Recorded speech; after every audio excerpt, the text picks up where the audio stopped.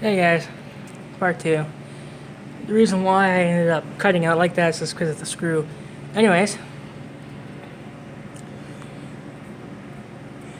I'm going to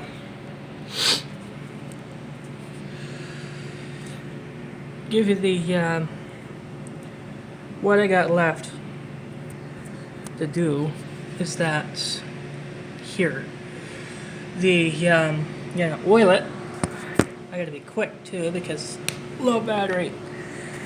And same old, just tap what you need on, get it on there, get it on, get it on.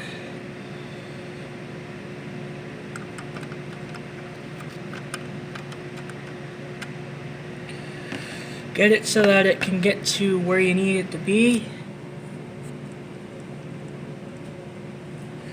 Try and get it to work, which it's